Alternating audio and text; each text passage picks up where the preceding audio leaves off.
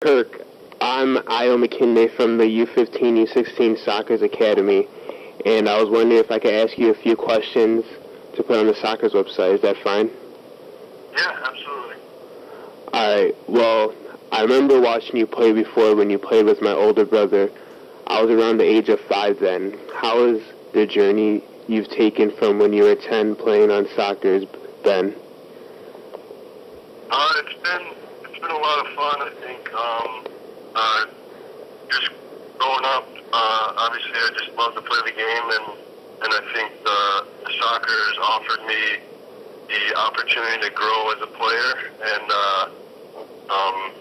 the coaching I had there, Latana, Ahmed, Dave Richardson, Oleg, and Brett Hall, and I mean all the coaches, Greg Muir, they were really helpful in my development, and just the opportunities were endless. I mean, I would go there almost every day, and there was always a place for me to play, whether it was with my own age group or playing up, and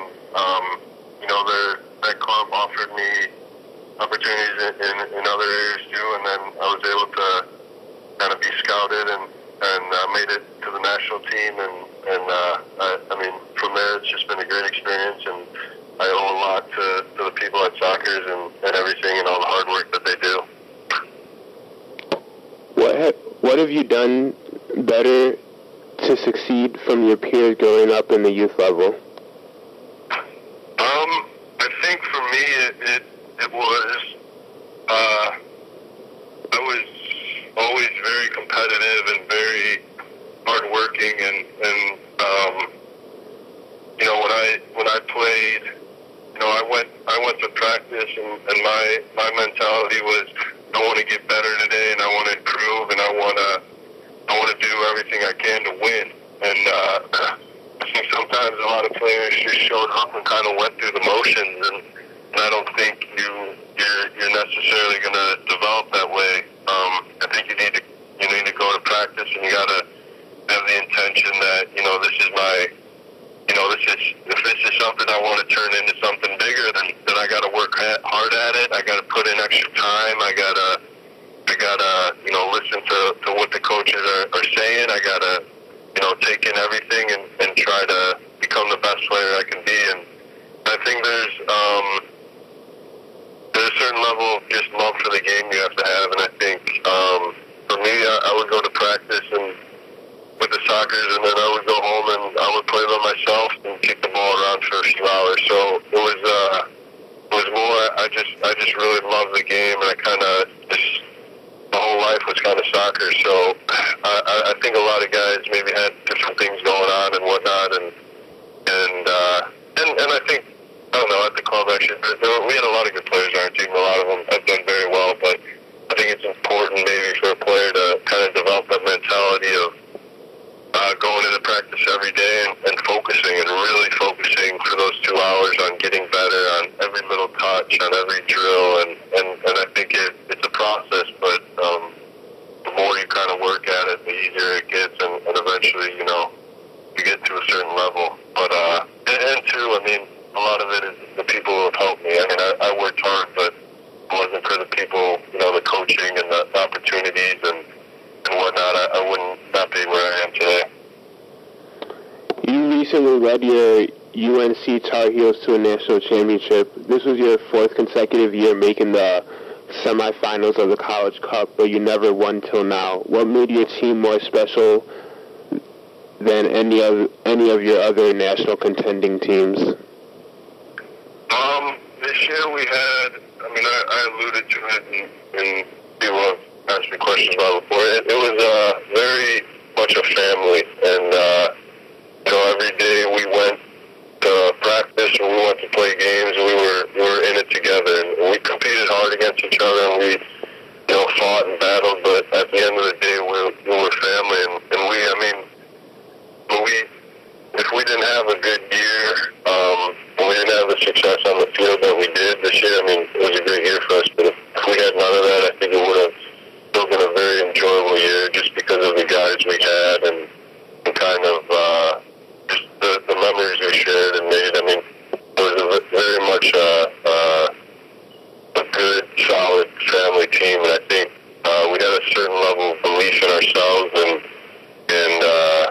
obviously we had talented players and good coaching and stuff, but I think the difference kind of was that family team mentality that really kind of carried us through this whole year. What were some things going through your head while you were preparing for this national title? I think it was, up to that point, I think you got to look at those games as an opportunity, and either you've done everything you could up to that point, and I think we had, I trusted in my training, I trusted in my experience, I trusted in our team and our system and whatnot, and I think, going into the national final, you're a bit nervous, but it's a good nervous, and you just have the mentality that, hey, this is it, and we're ready, and we got a good team, and let's go out there and give it our best shot. And obviously, there's details and whatnot to that, making sure we're doing the right things that we need to do as a team, whether it's defending, attacking, whatever it is. And but you go out and you attack it and you go after it, and this is it. So you just go and once the game starts, there's not much thought. It's a lot of kind of reacting to different situations, anticipating things, and you kind of just are in the moment, and your training and whatnot kind of prepares you for that. And I think once the game starts, kind of the nervousness goes out the window, and it's like, let's go, let's get after this, and it's just the same game that it has been the whole year. So, but leading up to it, a bit nervous, but a good nervous energy, a good energy that lets you know you're ready. How did you prepare to play your best before one of the biggest games of your life? For me, it was. We came off that Friday game, and then it's all recovery. So, taking ice baths, trying to get the right foods in my body, sleeping, and just recovering. And then obviously playing 2 games that close it's not easy. So you got to have a certain level of kind of mental strength just to be like, once the game goes, if you've done everything you could.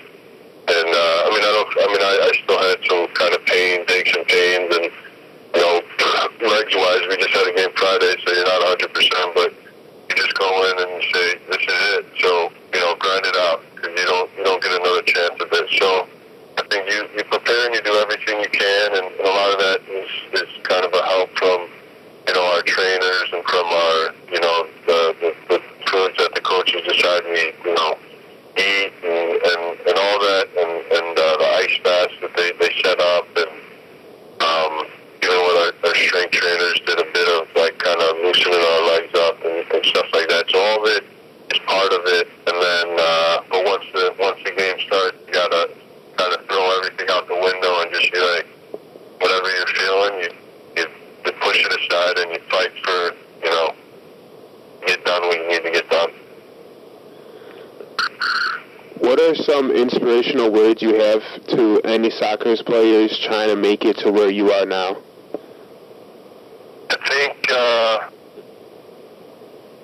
that's a good question. I think what they need to do is, you need to have a certain level of persistence and consistency within you, and you got to understand that it's not.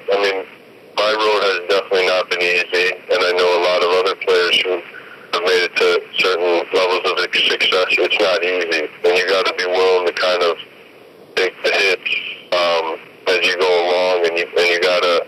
I think you gotta remain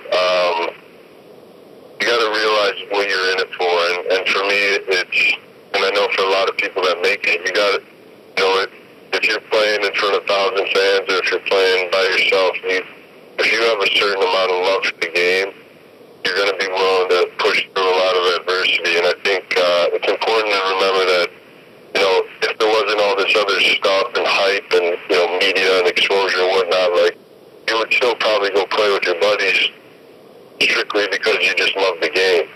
And I think that's huge, just to remember what you're in it for and make sure you're doing it for the right reasons. Be true to the game and don't cut the corners. Don't cheat the game. Don't cheat your coaches. Don't cheat your teammates. Do it the right way because that's character. I think that goes a long way in soccer, and it also goes a long way in life. And then in regards to, I think you need to have a certain level of mental strength. I think you'll see. I mean, as you develop, a lot of players, are real physical when they're young. They're real fast, and when you get to a certain level, all the kind of plateaus, and the differences are very marginal, and they're small. And what begins to separate top players from good players is their mental strength and their mental ability. And I think when I talk about mental strength, I mean having discipline, being able to focus on what you're doing in the moment. If you're doing a passing drill, you got to make every pass great. Or when you're doing a crossing drill, you're not just kicking it in. You're aiming for someone, and your intention is to get a good cross in and for him to score. And I think I think a lot of players miss that. They don't focus on why are you going to practice? You're going to practice because this is where you perfect your skill, and this is where you make what you do better, and because once the game comes, it's almost too late.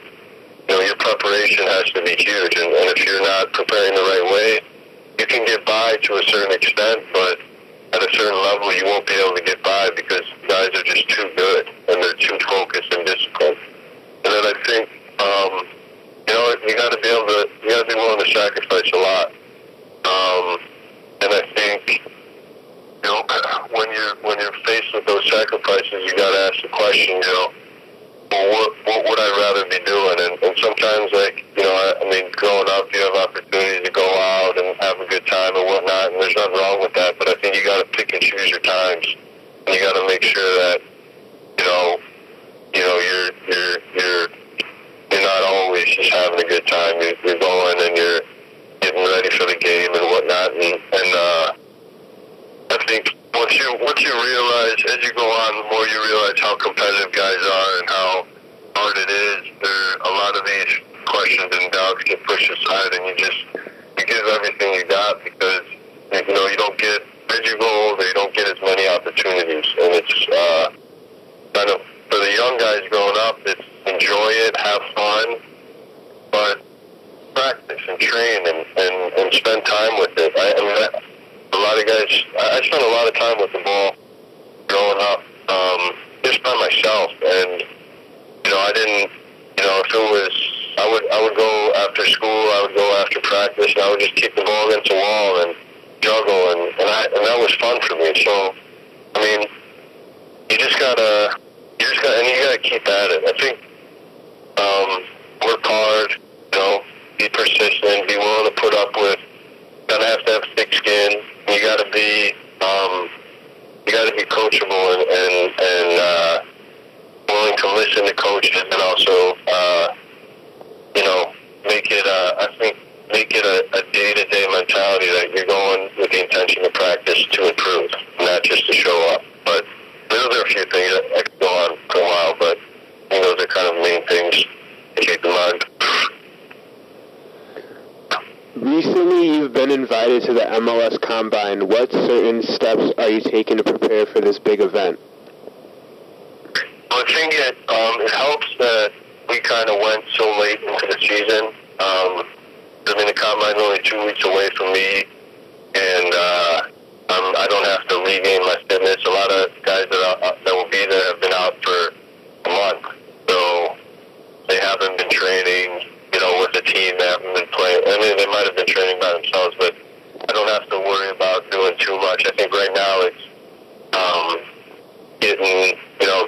getting touches on the ball, getting some fitness exercises in, doing a bit of strength work, but really it's just maintenance up to that point. And then once the Combine hits, I want to be off running from the get-go and just me flying all the way through. So just kind of preparing, making sure I'm resting and healing up any kind of nicks that I picked up during the season. So it's really just, recovering and then also maintaining my fitness and maybe kind of pushing it a bit so that I'm ready to go once it hits. I'm not sure if you remember this, but in the U17 World Cup quarterfinals, you scored a game-winning goal against Belgium. Was that your most memorable value from your soccer career? Yeah, no, I definitely remember that.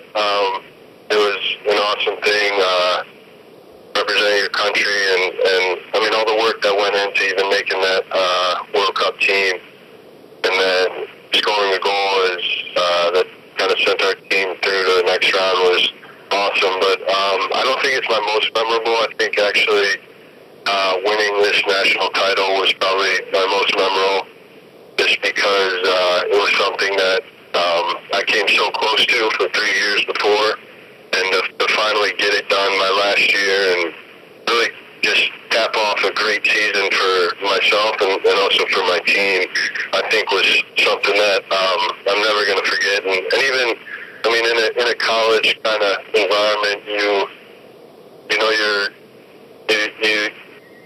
it's something special because you realize all the people that kind of put in work to it, our coaching staff, and even, in regards to, the athletic department, there's a lot of people that do a lot of things to make it all possible, and it's, I don't know, it's just kind of like a cool thing to kind of, that's what everyone's kind of working for, and we did it, and I think that's definitely got to be my best experience thus far.